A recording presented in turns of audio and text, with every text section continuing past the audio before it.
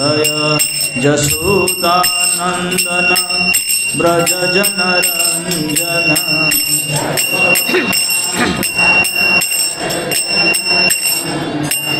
यशोदानंदन ब्रज जनरंजन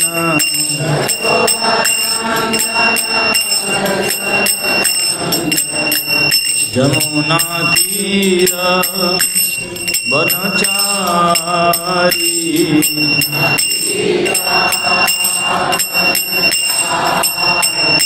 जमुना तीर बनचारी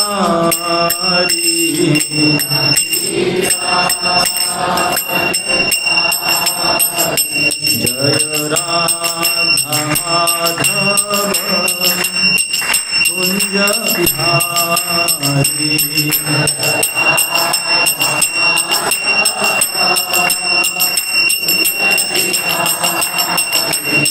जय श्री कृष्ण चैतन्य प्रभु नित्यानंद श्री अद्वैत गदाधर श्रीवासादि गौर भक्तवृंद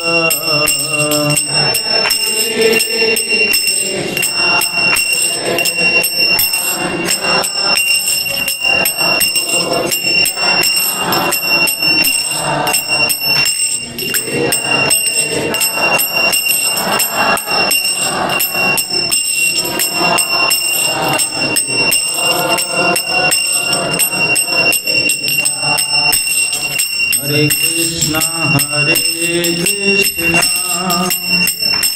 Krishna Krishna Hare Hare Hare Ram Ram Ram Hare Hare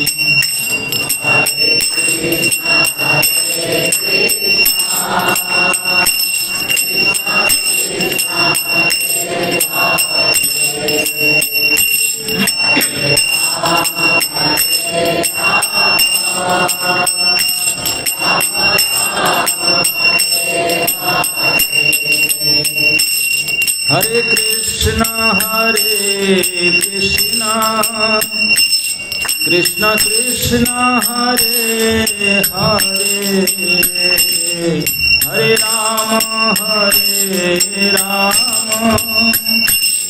Ram Ram Hare Hare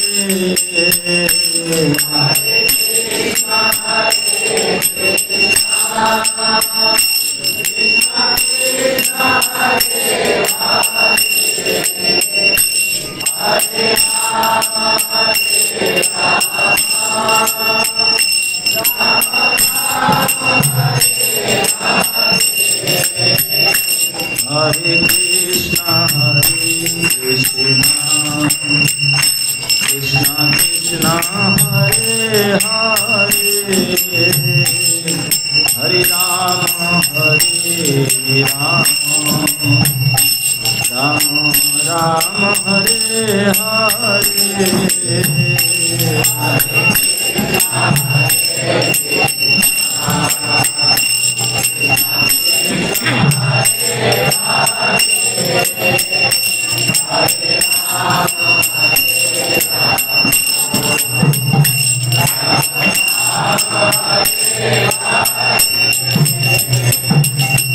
Hare Krishna Krishna Krishna Hare Hare Hare Ram Ram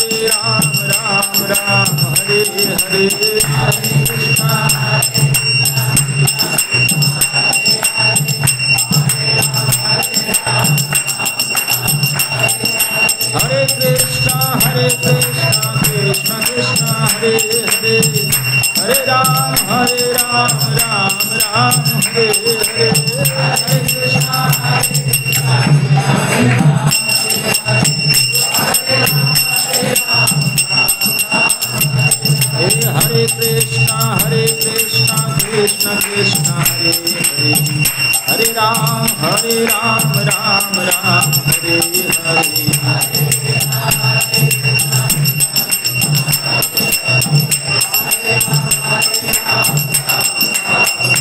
हरे कृष्णा कृष्णा कृष्णा हरे हरे हरे राम राम राम हरे हरे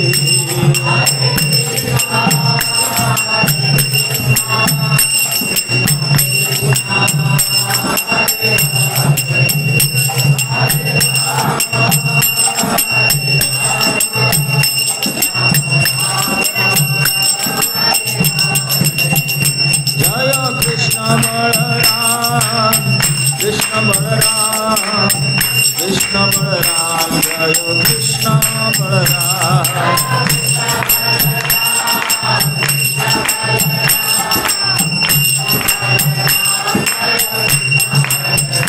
जय राधे श्याम राधे श्याम राधे श्याम जय राधे श्याम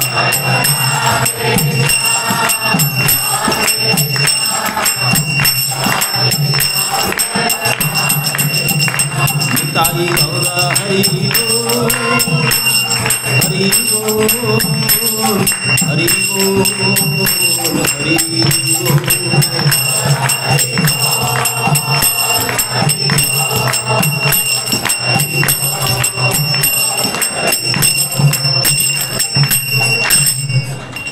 जय ओम विष्णुपाद परमहंस परिव्राजकाचार्य अष्टोत्तर शतश्री श्रीमद अभय चरणारविंद भक्ति वेदांत स्वामी श्रील प्रभुपाद महाराज की ग्रंथराज श्रीमद्भागवत महापुराण की समवेत भक्त वृंद की निताय गौर हरि प्रेमानंदे हरि हरि बोल।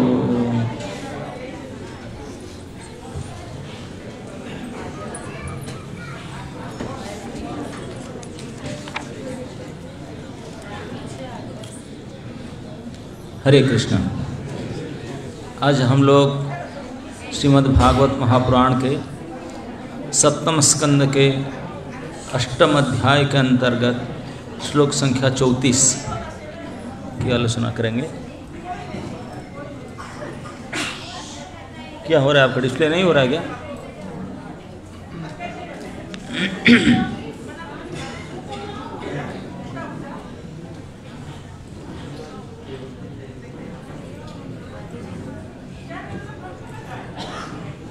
ततः सभायाम् उपविष्टमुत्तमे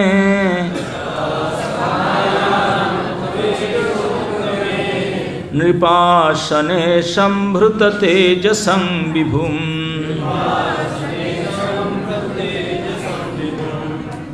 अलक्षिताद्वैतरथं यत्यम् अमर्षणम्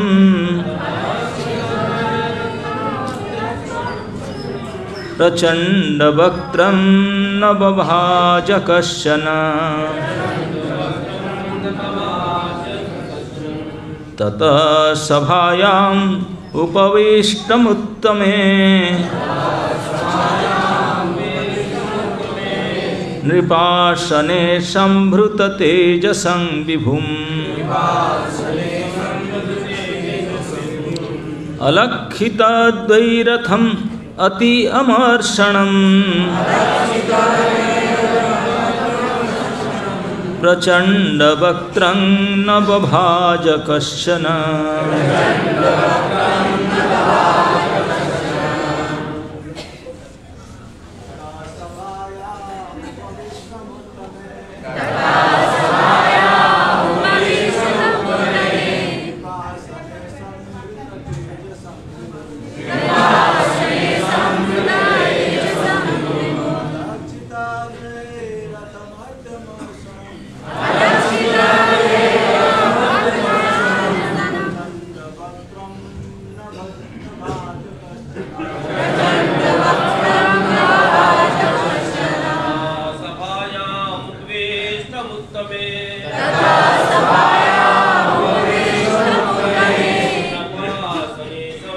तेजसं विभुम्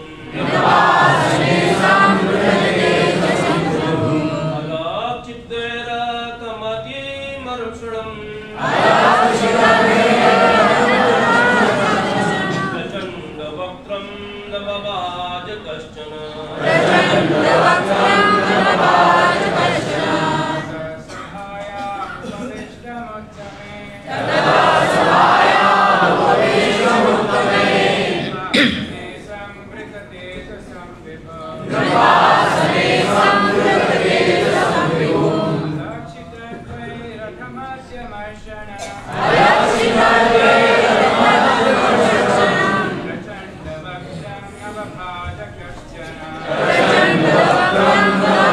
एक माता जी कोई पाठ कर सकते हैं।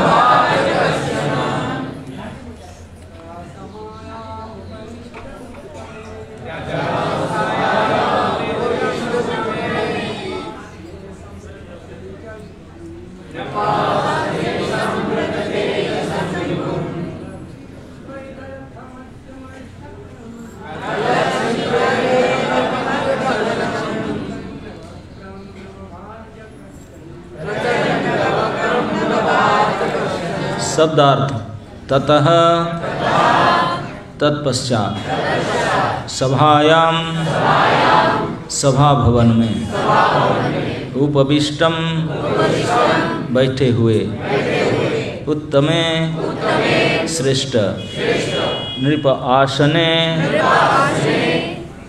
सिंहासन पर जिस पर श्री हिरण्यकशिपु बैठते थे संभृत तेजसम पूर्ण तेजोमय विभुम परमेश्वर को अलक्षित द्वैरथम जिनका प्रतिद्वंदी शत्रु दिख नहीं रहा था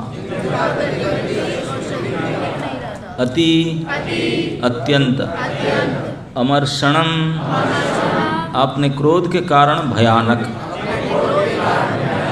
प्रचंड भयंकर वक्त्रम मुखमंडल न नहीं बभाज पूजे कश्चन कोई भी। अनुवाद एवं तात्पर्य श्रील प्रभुपाद जी के द्वारा अनुवाद। अपना पूर्ण तेज तथा भयंकर मुखमंडल दिखलाते हुए नृसिंहदेव अत्यंत क्रुद्ध होते तथा अपने बल एवं ऐश्वर्य का सामना करने वाले किसी को न पाकर सभा भवन में राजा के श्रेष्ठतम सिंहासन पर जा बैठे। भय तथा आज्ञाकारिता के कारण किसी में साहस न हुआ कि सामने आकर भगवान की सेवा करे।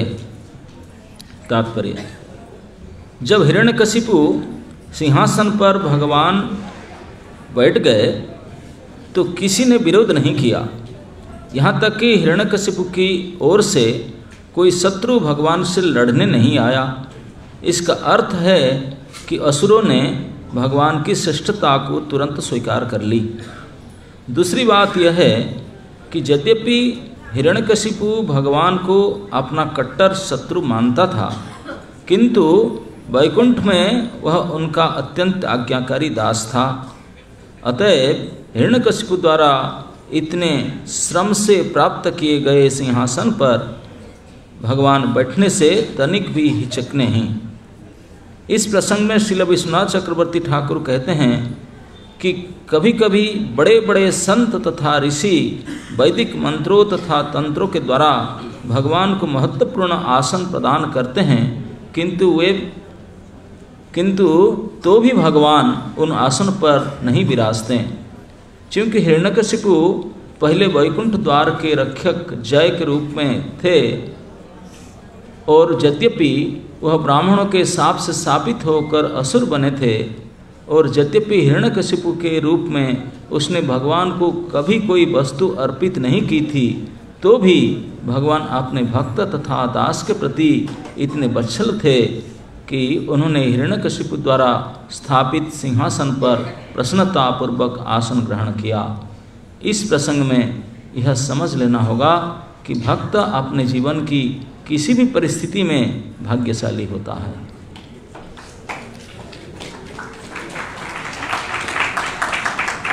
जय श्री कृष्ण चैतन्य प्रभु नित्यानंद श्री अद्वैत गदाधर शिवासादि गौर भक्त वृंद। हरे कृष्ण कृष्ण कृष्ण हरे हरे, हरे राम राम राम हरे हरे। आप सभी इस प्रातःकालीन भागवत कक्षा में जो उपस्थित हैं, पवित्र कार्तिक मास में श्रीधाम वृंदावन में और भागवत श्रवण में जो उत्साही भक्तगण यहाँ उपस्थित है, सबको मैं विशेष आभार प्रकट करता हूँ, धन्यवाद ज्ञापन करता हूँ। यही एक कार्य करना ही चाहिए धाम में आकर के। अब ये विषय पर, ये श्लोक के विषय पर चर्चा करने से पहले मैं अनुमान करता हूँ कई लोग पहली बार शायद क्लास में आए होंगे, तो उनको थोड़ा पूर्वापर प्रसंग बताना उचित है। प्रसंग चल रहा है हिरण्यकशिपु का वध का। हिरण्यकशिपु का मर्डर हो चुका है अभी कुछ दिन पहले, हुआ हफ्ता भर पहले। तो भगवान नरसिंहदेव ने हिरण्यकशिपु को मार डाले हैं। मारने से पहले थोड़ा लड़ाई हुआ। आप लोग ने जो कर्म से सुने हैं वो सुने हैं, जो नहीं सुने हैं मैं उनको बता देता हूँ कि हिरण्यकशिपु भगवान नरसिंहदेव को इस भयानक गर्जना, उनके अद्भुत रूप को देख करके थोड़ा आश्चर्य जरूर हुआ, लेकिन डरा नहीं। इतने साहस था उनके अंदर, टूट पड़ा, कूद पड़ा गदा लेकर के उन्हें लड़ाई करने के लिए। भगवान खैर भगवान थे, वो तो लड़ाई करना भी चाहते थे। लड़ाई हुआ, भगवान ने थोड़ा और मौका दिए, हाथ से छोड़ दिए, बोले जाओ। हिरण्यकशिपु ने सोचा मुझे डर के मुझे छोड़ दिए। तो देवता लोग सब गैलरी में बैठकर छिप कर देख रहे थे बादल के पीछे। उनका कपड़ा खराब हो गया जब हिरण्यकशिपु छूट गया भगवान के हाथ से। हाँ, बोले ये क्या हो गया, हमारा क्या हाल होगा। तो जो भी हो, भगवान ने अंततः हिरण्यकशिपु को उनका सारे कंडीशन को ओके करके उनको ले गए भवन से बाहर। दहली पर दरवाजे के बंद पर बैठ करके कोई अस्त्र शस्त्र ने नाखून से फाड़ डाले। जिस हिरण्यकशिपु के छाती को इंद्र ने कई बार वज्र मारा था, कुछ नहीं हो रहा था, वज्र से भी। इस कठोर जिसका छाती था, उसको भगवान ने अपने कर कमल के अंकुरित नाखून से फाड़ डाले। वो गर्जना ऐसा कर रहे थे। हिरण्यकशिपु का शरीर तो विशाल शरीर था।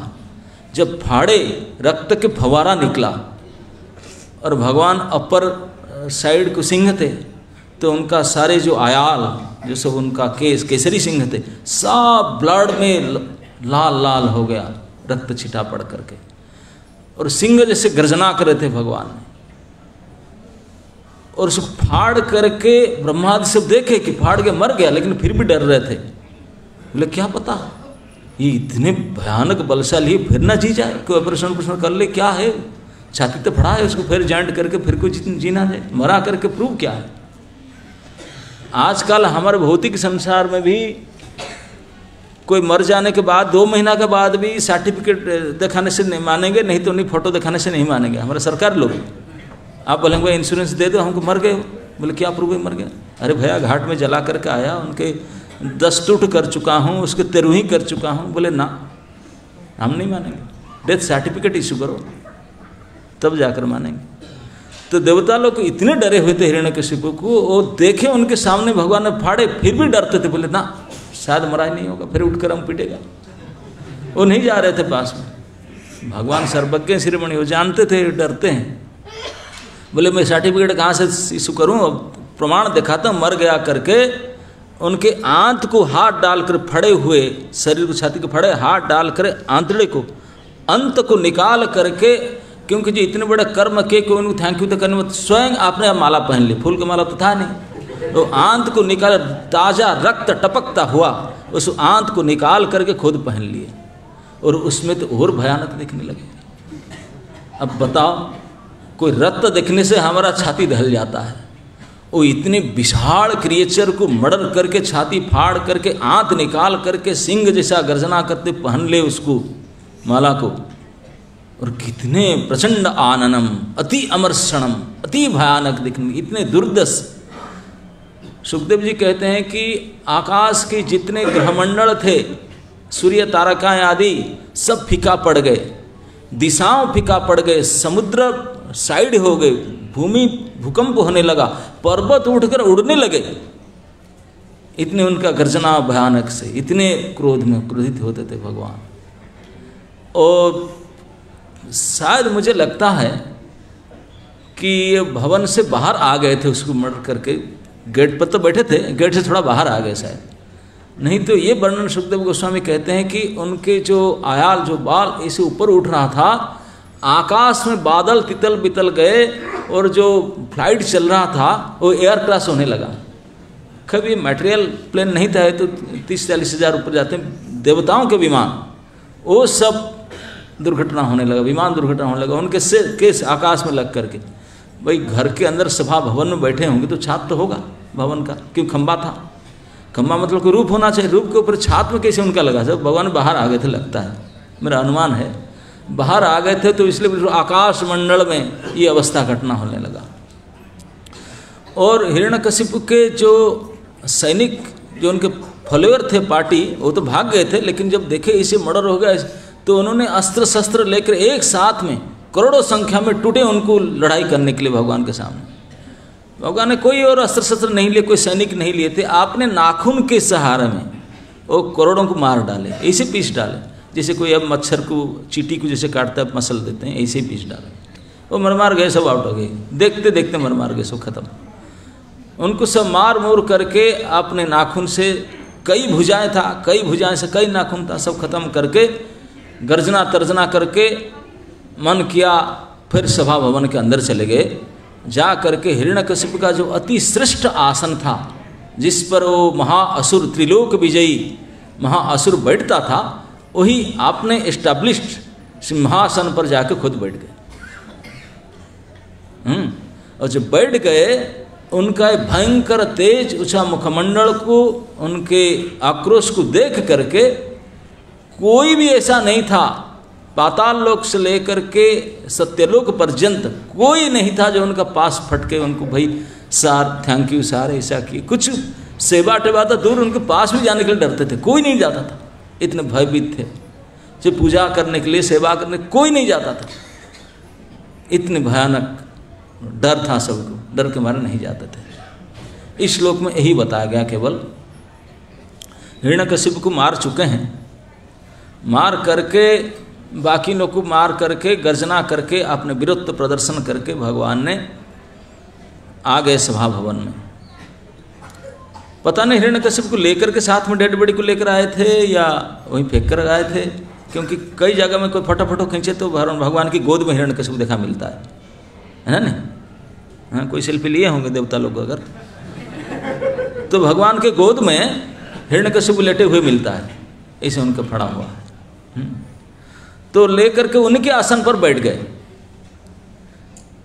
तो यहाँ पर एक बात राजनीति का शिक्षा प्राप्त होता है, क्योंकि ये चिराचरित प्रथा है, राजाओं में युद्ध होता है, प्रतिद्वंदी राजाओं में। एक राजा दूसरे राजा के साथ युद्ध करके जब जीत जाता है, दूसरे को हरा देता है, जीता हुआ राजा जीतने के बाद में उनको मार डाले या बंदी करे, कोई ये करेगा, करने के बाद सबसे पहले उनके गद्दी को छीन लेगा, उनके आसन को अधिकार करता है, उनके राज्य आसन, उनके सिंहासन को अपने अधिकार में खोज जाकर बैठ जाएगा। क्योंकि जितने लोग मंत्रिमंडल और पूरे गवर्नमेंट के जितने से लोग होते हैं, वो सारे राजा को नहीं, वो राज आसन को सम्मान करते हैं, वो आसन पर जो बैठेगा वो हमारे पूज्य सम्मानीय होगा, है ना नहीं? आसन तो ही रहेगा। आदमी तो कितने बदलते हैं, हम आजकल भी देखते हैं। प्रधानमंत्री पोस्ट, ये पोस्ट, वो आसन जो सीट है वही एक ही है। अभी आपके देखते देखते कितने मंत्री आकर गए निकले गए, है ना नहीं? कितने प्रधानमंत्री हो गए, भूतपूर्व सब हो चुके, भूत बन चुके हैं पूर्व में, जो भी हो। तो मतलब आसन तो वही है ना।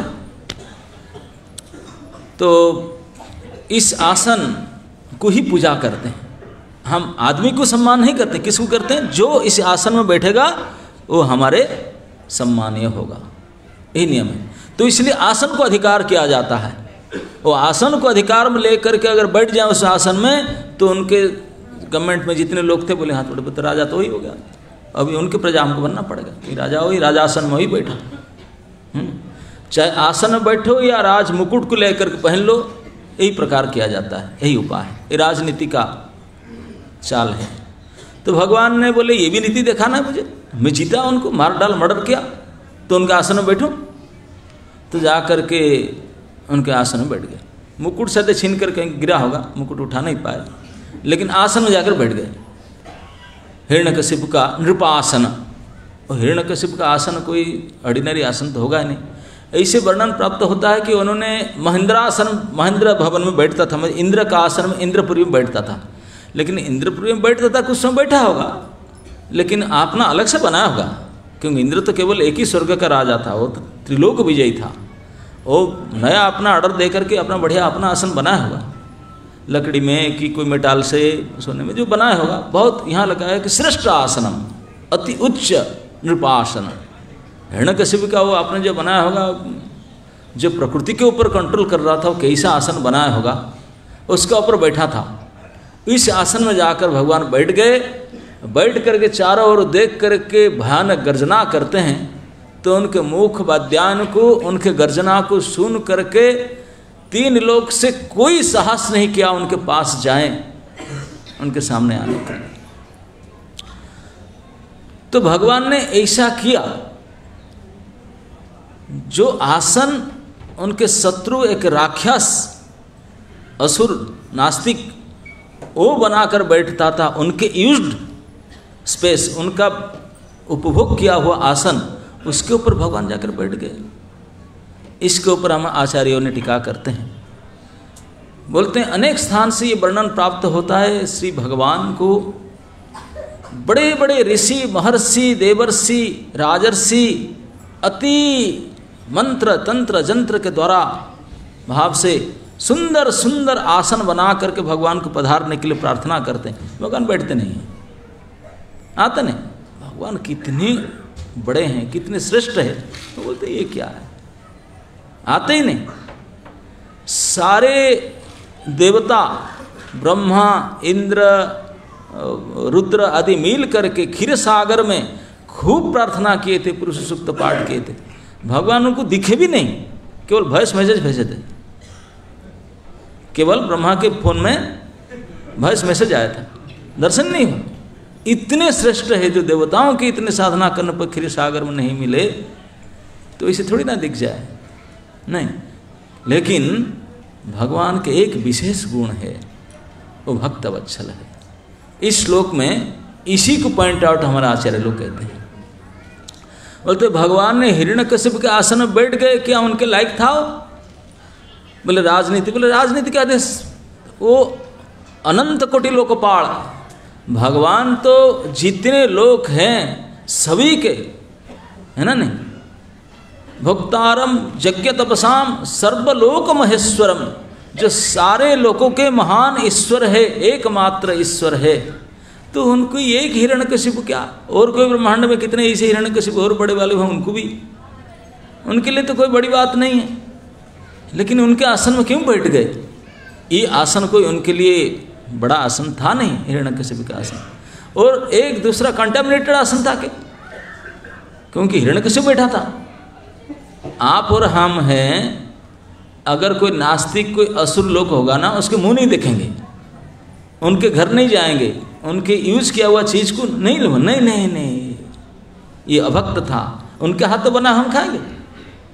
कई हम देखते हैं भक्त लोग जाते हैं बड़े बड़े मीटिंग में कोई इसमें जाते हैं, प्रसाद बढ़िया होता है, पहले पूछते हैं प्रसाद कौन बनाया, वो जो हलवाई आकर बनाया था, हम नहीं खाए।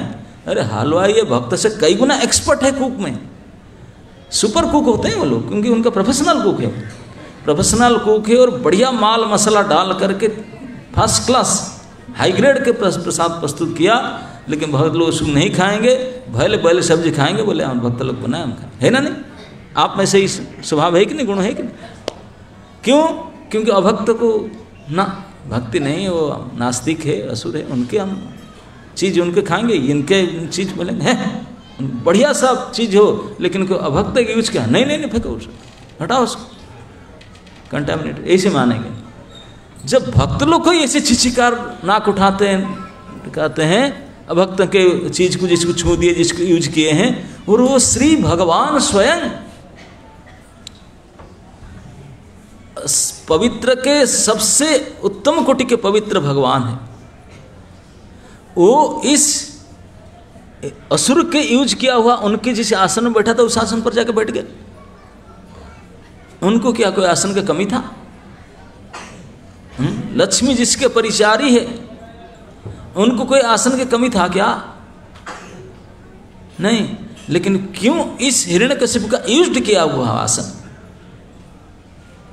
और हिरण्यकशिपु उनके पूरे जीवन काल में केवल भगवान के शत्रुता किया था, गाली दिया था, उनको लड़ाई झगड़ा मारपीट करना चाहता था, मारने चाहता था, खूब गाली देता था, उनके सारे ग्रंथ नाम 500 काट कूट के चेंज कर रहा था, उनके विरोधी करता था, कुछ चीज उनको देता नहीं था, उनके जीवन में कोई चीज उनको दिया ही नहीं था।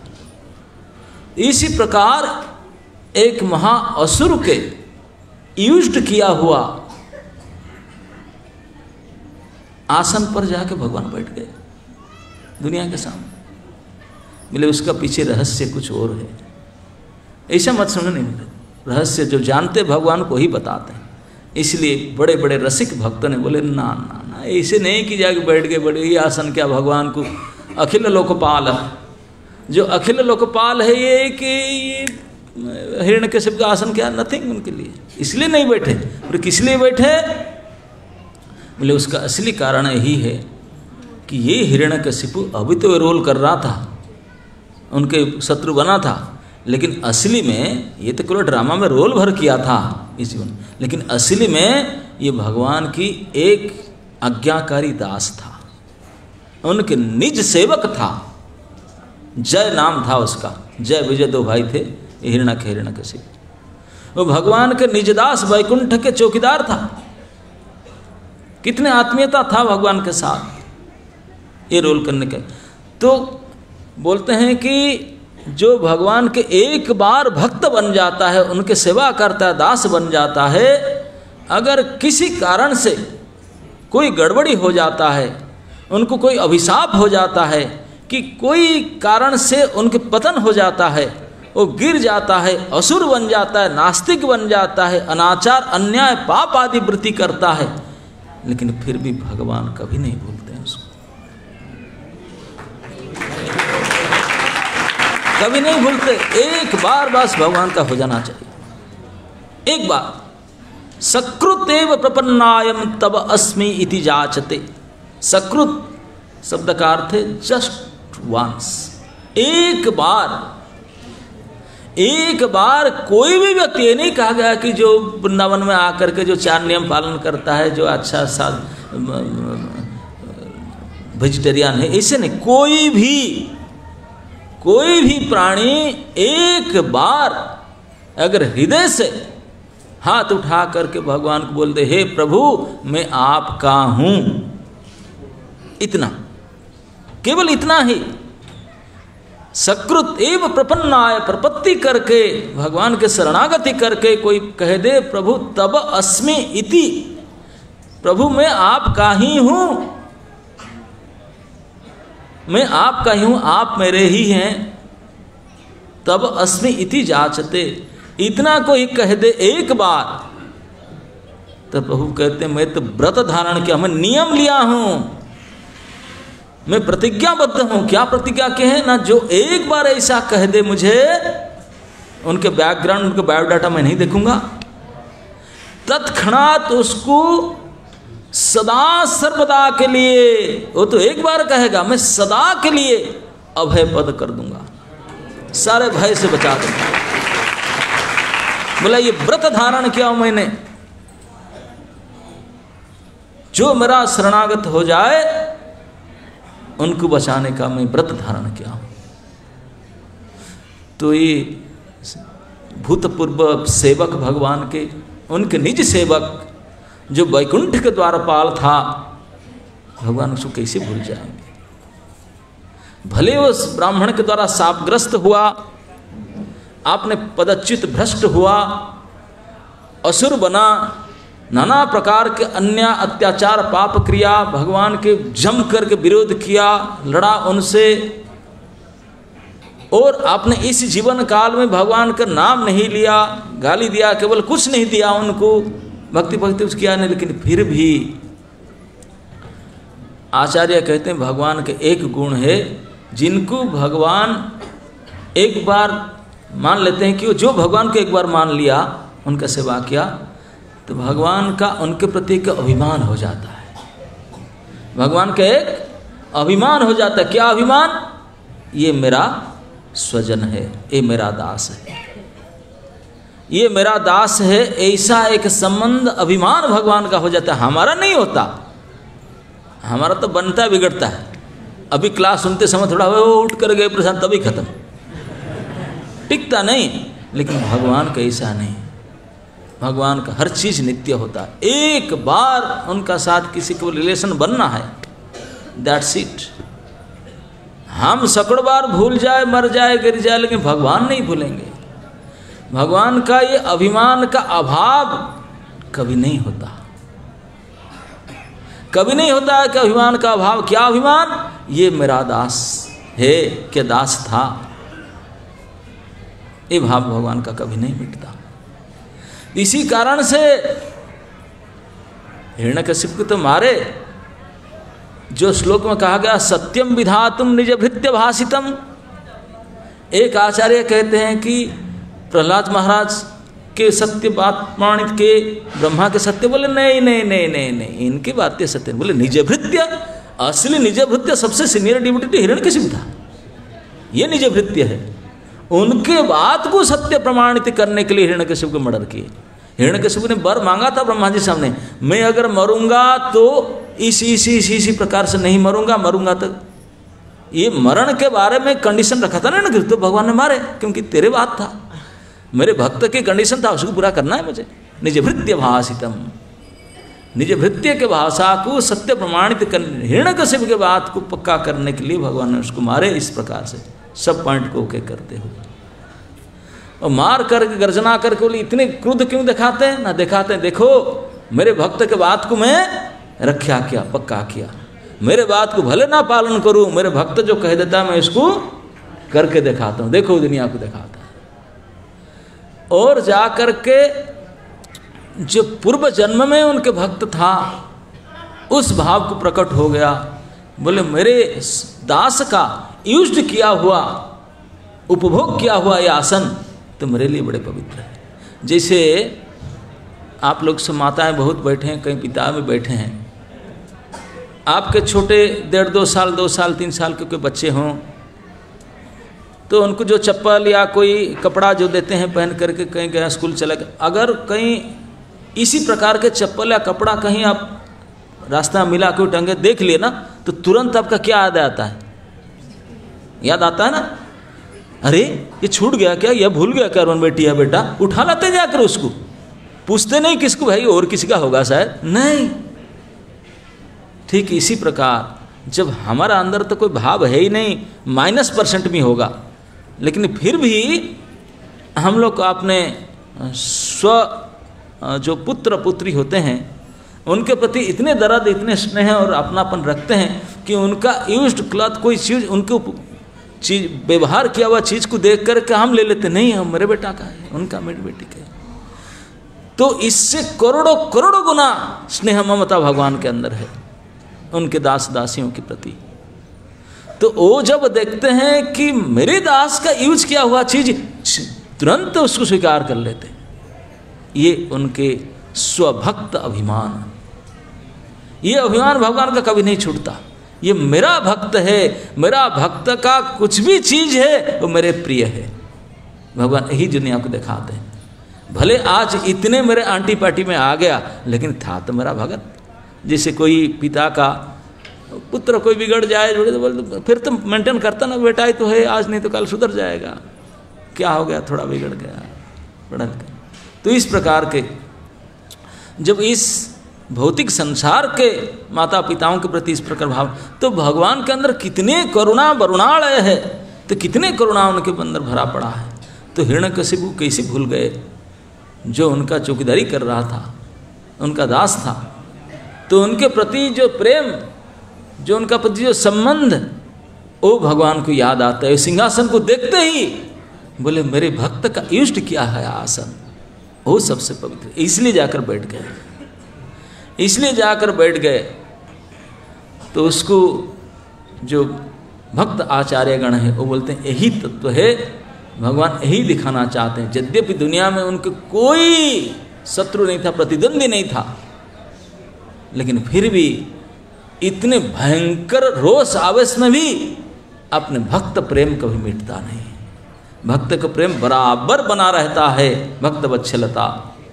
हिरण्यकशिपु को मर्डर करके इतने गर्जना तर्जना, इतने भयानक प्रचंड आननम, लेकिन फिर भी उनके अंदर जो भक्त के प्रति ममता, जो भक्त के प्रति स्वाभिमान, उसमें कई आंच नहीं आया।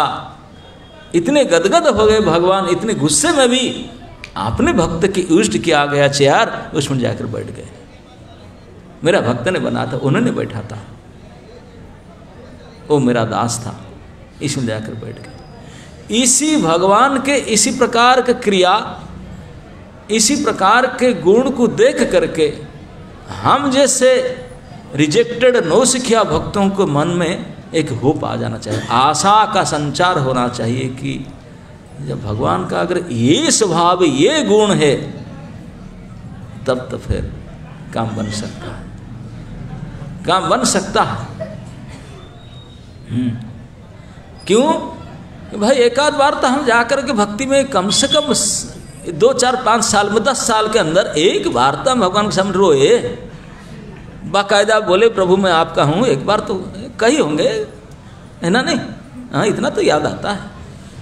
अपना डायरी ढूंढो ना, एक बार तो मैं किया था कम से ढंग से, बाकी भले नहीं किया, 100 बार से 99 में विपरीत किया, लेकिन एक बार तो किया था। और भगवान इस एक बार को रिकॉर्ड करते हैं, 99 को नहीं देखते हैं भगवान के स्वभाव। पूरे जीवन काल में एक क्षण के लिए भी अरे सच्चेपन से भगवान को आप दिल खोल करके याद करते हैं, पुकारते हैं, भगवान उसी को नोट डाउन करते हैं। और पूरे जीवन में बाकी उनका गलत काम किए उसको भगवान फाड़ देते हैं, अरे हट यहाँ से, ये बोला था, देखो, उसको हाईलाइट करके भगवान रखते हैं, बिल्कुल हाईलाइट करते हैं।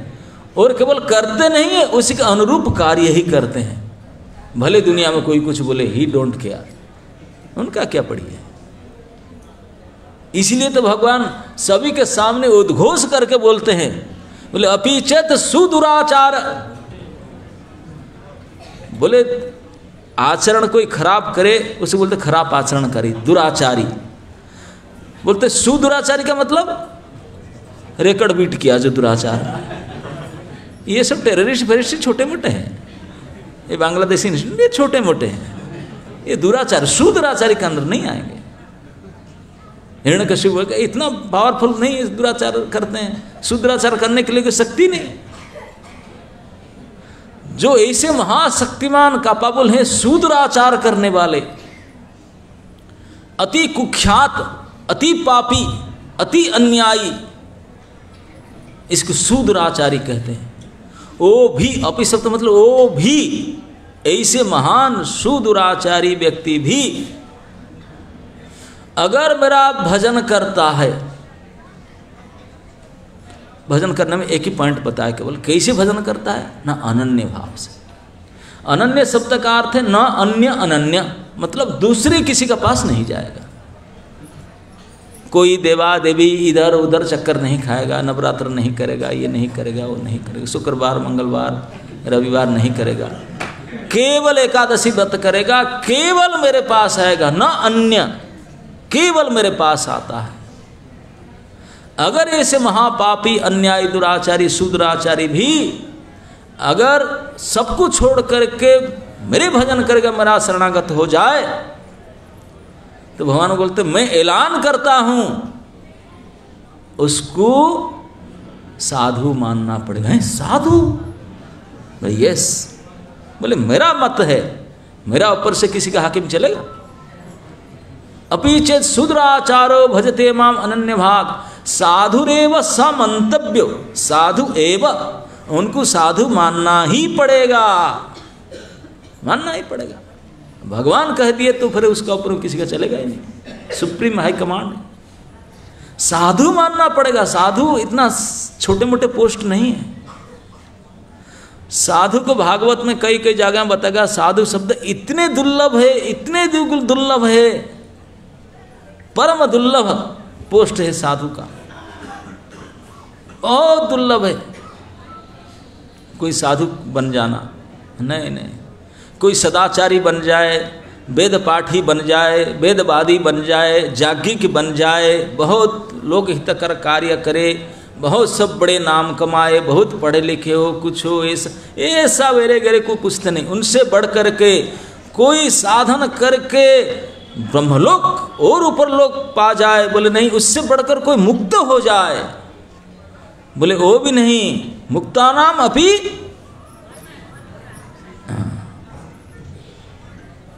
वैकुंठ, मुक्त स्थिति में भी ऊपर के स्थिति में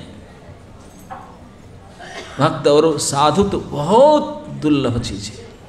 तो इतने बड़ी दुर्लभ है, शूद्राचारी बन जाएगा, ऐस बन जाएगा, क्योंकि मेरा भजन करने। तो किसी भी प्रकार से जेन तेन प्रकारेण थोड़े समय के लिए हम अपना शक्ति सामर्थ्य मन बुद्धि लगा करके एक क्षण के लिए भगवान का हो जाए, उनकी शरण होकर के उनको प्रार्थना करें, उनको भजन करने के लिए मन बना ले, भगवान उसी को हाईलाइट कर नोट करके रख लेंगे। बाकी जो करना है करो, बस एक बार तो करो। हिरण्यकशिपु ने अपने पिछले जन्म में कभी किया था, लेकिन भगवान उसको नहीं भूलते। सारे दुनिया भूल गए हिरण्यकशिपु इतने खतरनाक है, इतने खतरनाक है, लेकिन भगवान के सामने वो खतरनाक है, ठीक है, लेकिन मेरा आदमी था, मेरा प्रेम अभी भी बरकरार है, इसलिए उनके व्यवहार किया हुआ जो चेयर में बैठा था उसी चेयर में जाकर बैठ जाओ। बाकी कोई कितने बड़ी बड़ी दे उससे नहीं बैठते हैं भगवान, लेकिन अपने भक्त के व्यवहृत चीज़ पर भगवान के अनुराग होता है, भगवान के उसको पसंद करते हैं, इसलिए जाकर बैठ जाते हैं। तो इसलिए जो भक्ति करते हैं, वो करना चाहते हैं, उनके मन में ये बहुत बड़े होप, बहुत बड़ी आशा होना चाहिए कि हम छोटे मोटे अपने हिसाब से करते हैं, लेकिन भगवान के ये गुण से पता चलता है भगवान कभी नहीं भूलेंगे भक्ति को। अगर इस जन्म में हम कर नहीं पाए, हमारे बुरे स्वभाव के कारण, प्रारब्ध के कारण हमारा कुछ गड़बड़ी हो रहा है, मन नहीं लग रहा, कर नहीं पा रहे, बेचारे फंस जाते हैं, पतन हो जाता है, कर नहीं पाते हैं, लेकिन फिर भी प्रयास करते हैं, तो प्रभु इसको नहीं भूलेंगे। एक बार सच्ची भाव से कोई चाहता है प्रभु मैं आपका भक्ति करना चाहता हूं लेकिन कर नहीं पाता हूं, ये भी कह दो, इसको भगवान नोट डाउन करते। बोले करना तो चाहता था, तो क्या हो गया, पहले जन्म में कुछ कर्म बाकी था, स्वभाव नहीं कर, तो उसमें क्या हो गया? भगवान नहीं मानते हैं इसको, बोलते नहीं वो करेगा, कोई बात नहीं, आई एम विथ हिम, मैं उसका साथ देंगे। इस प्रकार इतने उदार, इतने कृपालु, इतने भरोसेयोग्य, इतने शरणम शरण्य प्रभु को छोड़ करके हम कहां और जाएं? ऐसा सुविधा, ऐसे उदारता, ऐसे साहाय्य और कहां से मिल सकता है? आप जीवन भर कितने भी उत्पटांग कर लो, बिल्कुल समाज में सबसे टॉपमोस्ट प्लेटफॉर्म में चले जाओ, top musician, top education, top sportsman, top film, जो जो जितने प्रकार की पदवी हैं, सभी में सबसे उच्चतम डिग्री पर चले जाओ, लेकिन ये शरीर मिटेगा, सब खत्म। फिर अगर जन्म होगा, फिर अवायु पढ़ना पड़ेगा। सर टप गया बटन में। ये शरीर के साथ ये सब पदवी है ना, नहीं, यूजलेस। ये शरीर तो अभी मरे तभी मरे, क्या भरोसा है उसका? किसी क्षण में मिट जाए, वो किसी क्षण में आपके सारे अचीवमेंट ऐसे ही यूजलेस हो जाए। कितने प्रयास करके जो अचीवमेंट किए थे नाना प्रकार के, एक क्षण नहीं लगा, शरीर के साथ सब मिट जाएगा, सब मिट जाएगा। लेकिन इस शरीर में थोड़ी बहुत अगर भक्ति कोई कर ले, भगवान के भजन कर ले, वो भी श्रीधाम वृंदावन में, वो भी कार्तिक महीना में, वो भी भागवत क्लास में,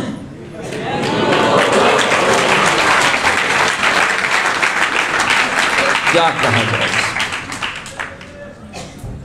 वो रिकॉर्डेड हो जाएगा। भगवान कभी नहीं भूलते उसको, कभी नहीं भूलते उसको। इस प्रकार स्थिति, ये भगवान के विशेष गुण है। भगवान इसलिए भगवत गीता में भी खुल करके ऐलान किए, नेहा विक्रम नाशोस्ति प्रत्यवायो न विद्यते स्वल्पमपि अस्य धर्मस्य त्रायते महतो भयात। महान भय से उबार देता है।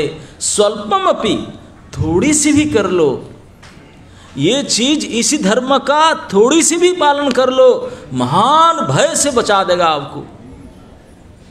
और इस धर्म का न अभिक्रमनाश अस्ति, नेहा अभिक्रमनाश, अभिक्रम मतलब शुरुआत। ये भजन का, भक्ति क्रिया का आप शुरुआत किया, बाकी कर नहीं पाया। मैं तो जैन तो किया था, लेकिन क्या करूं, फंस गया उनके चक्कर में, फिर बन नहीं पाया, बस फंस गया, कोई बात नहीं, किया था ना थोड़ा बहुत, उसके नाश नहीं होगा। 2-5 जन्म नहीं कर पाया, जब फिर करोगे तो वहीं से शुरू होगा, वो अविनाशी है, मिटेगा नहीं। कितने बार शरीर मिट जाए, वो नहीं मिटने वाला है। लेकिन सारे भौतिक संसार के सकल संपदा, सकल अचीवमेंट सब शरीर के साथ मिट जाएगा, नाम निशान नहीं रहेगा उसका। लेकिन जो भक्ति का कोई भी क्रिया, वो कभी नहीं मिटने वाला है शरीर के साथ। शरीर भले कितने बार मिट जाए, वो कभी मिटेगा ही नहीं, अमिट रहेगा। न अभिक्रमनाश अस्ति प्रत्यवायो न विद्यते, कोई रिएक्शन नहीं उसका। बाकी कोई काम करो, कितने लंबे समय तक को एक्सपर्ट हिसाब के करो, लेकिन आपको भूल जाएगा। मैं कभी कभी उदाहरण देता हूँ, इलेक्ट्रिसिटी। कोई 60 साल से इलेक्ट्रिशियन है, इतने पके हुए हैं इलेक्ट्रिक के काम में, ऐसे सुन करके ये ऐसे कदम हो जाएगा। So expert in this profession, in his profession. तो इतने एक्सपर्ट है, इतने 60-65 साल का एक्सपीरियंस है, तो ऐसे ही बिना ग्लोब से भी काम कर लेता है। वो जानता है कहाँ करंट है, किस प्रकार, सब नस नस का पता है उसको, करंट के बारे में, इलेक्ट्रिक के बारे में।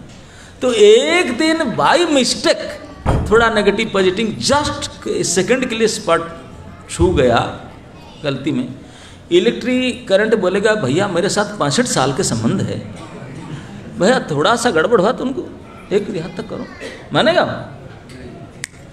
आधा सेकंड के लिए भी नहीं छोड़ेगा, टंग देगा आपको वहीं पे। भले 65 साल का रिलेशन है उनके साथ, आधा सेकंड में टंग जाए, है ना? नहीं, प्रत्यवाय दोष, इमीडिएट रिएक्शन हो जाएगा। कितने मंत्र तंत्र जंत्र पढ़ो देवी देवता के पास, थोड़ा सा मंत्र उच्चारण गड़बड़ हो गया, भैया गए काम से, तो आपको खा जाएगा वो, सारे उल्टा हो जाता ना? नहीं, हाँ। लेकिन भगवान के क्या कहें, इतने सरल सोजे सीधे। आप तो जानते हैं वाल्मीकि जो रत्नाकर के रूप में थे, भगवान के नाम इतने सरल है, सीधा है राम, वो भी मुख में नहीं आ रहा था। ये महापापी के पाप के कारण उल्टे नाम मरा बोले, उल्टे नाम जपते जग जाना, वाल्मीकि भय ब्रह्म समाना। भगवान के नाम उल्टे जप करके ब्रह्मर्षि वाल्मीकि रामायण के रचयिता बन गए। और कोई जा करके कोर्स किए थे क्या? व्याकरण पढ़े थे क्या? नहीं, केवल भगवान के नाम सो भी उल्टे, इतनी बड़ी स्थिति को प्राप्त कर गए। ये है भगवान को किसी भी प्रकार से करो, भगवान इतने सरल सहज है, अपने आप को सीधा कर डालते हैं। कोई भूल चूक कुछ नहीं मानेंगे, कोई प्रत्यवाय दोष नहीं है। कैसे भी करो भला ही भला है, कल्याण ही कल्याण, मंगल ही मंगल होगा। तो इसलिए आप सभी शुभ मुहूर्त में यहाँ बैठे हैं। आज के दिन इसी क्षण इस पवित्र स्थान में इस मुहूर्त में आप सब संकल्प ले लीजिए, बोले ऐसे कृपालु उदार प्रभु को छोड़कर हम कहाँ जाएं। जो भी हमारे पास शक्ति सामर्थ्य बुद्धि वृत्ति है, जितने हो सके, जितने क्षण भर के लिए हो सके, उनके प्रति नौछावर कर दिया जाए, उनके सेवा के लिए संकल्प लिया जाए, उनके होने के लिए मन में विचार लाया जाए, उनके भजन करने के लिए प्रयास किया जाए। बस यही 1 मिनट के प्रयास संकल्प आपके मन में, वो भगवान के खाता में नोट हो जाएगा कि उन्होंने इस कार्तिक व्रत में उस कृष्ण बलराम के प्रांगण में, बलराम हल में सुबह भागवत कक्षा में बैठ कर के विचार किया था। That's it. वो कभी नहीं मिटेगा, जन्म जन्म तक कितने शरीर छोड़ दो वो नहीं मिटेगा, वो बढ़ते ही जाएगा।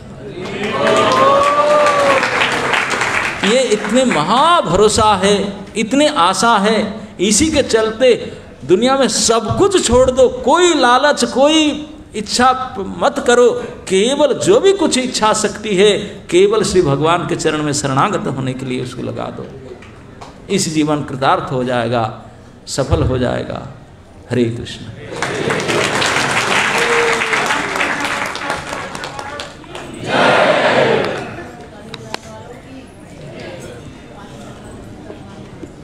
ओके, प्रश्न तो है? प्रश्न बोलो।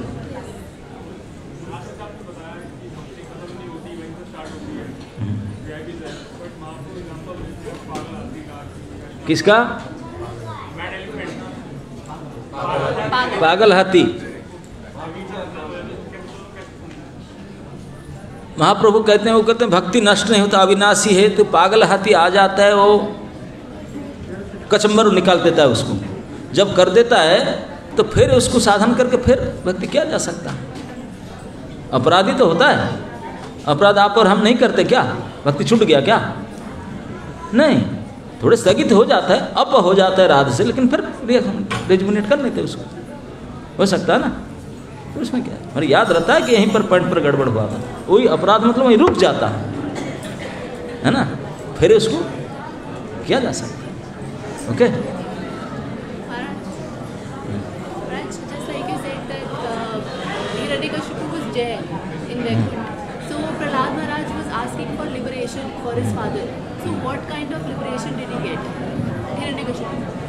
वो लिबरेशन क्या करे? हिरण्यकशिपु तो ऑलरेडी वैकुंठ बालक था, वो जो असुर था, असुरपन से उससे मुक्ति करने के लिए, लेकिन वो तो लिबरेटेड